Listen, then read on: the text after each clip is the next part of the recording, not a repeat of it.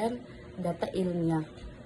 Nah, asesmennya penilaian sikap, pemahaman dalil, dan keaktifan dalam proyek integratif.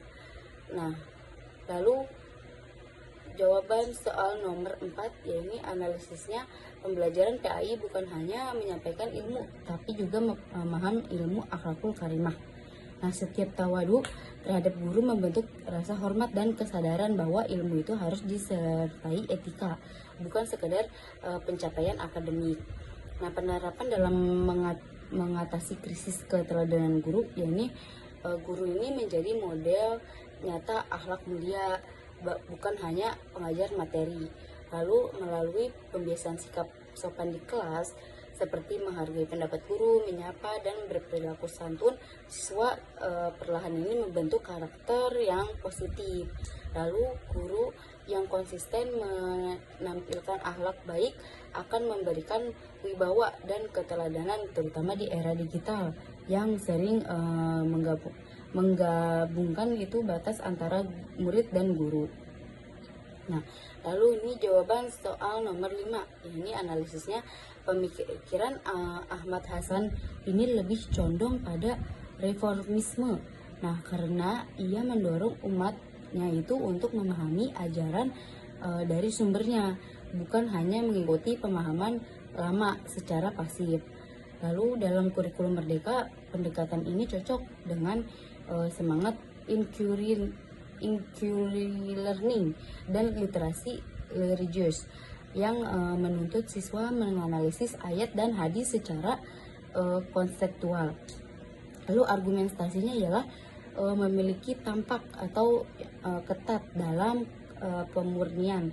Pendekatan Ahmad Hasan ini sebenarnya progresif karena mendorong kritik terhadap tradisi yang tidak berdasar.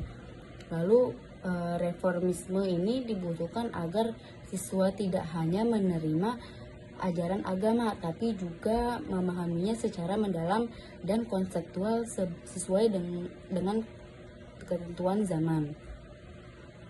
Lalu jawaban soal nomor 6, yaitu sintesis hubungan, yaitu ketiganya ini saling terhubung.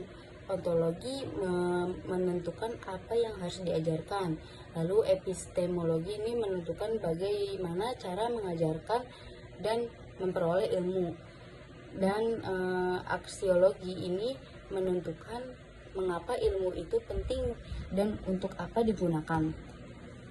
Nah, lalu analisis untuk visi misi dari prodi PAI, yaitu visi bisa dirancang untuk mencerminkan hakikat pendidikan Islam atau ontologi. Nah, misalnya menjadi pusat pendidikan Islam yang membentuk insan beriman dan berilmu.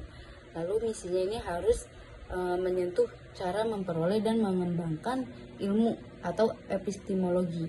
Nah, serta menilai manfaatnya atau aksiologi ini seperti menyelenggarakan pendidikan berbasis wahyu dan nalar kritis, dan mewujudkan lulusan yang berkontribusi bagi umat dan bangsa dengan akhlak mulia.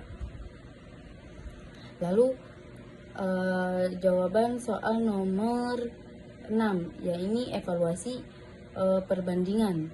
Nah, tujuan pendidikan nasional Undang-Undang Nomor 20 Tahun 2003 ini menekankan pengembangan potensi peserta didik secara utuh, termasuk aspek spiritual, intelektual, dan sosial. Konsep tak selaras, tapi lebih menekankan akhlak sebagai fondasi ilmu, bukan sekadar salah satu aspek. Jadi takdib ini menawarkan pendekatan yang lebih holistik dan ruhaniah.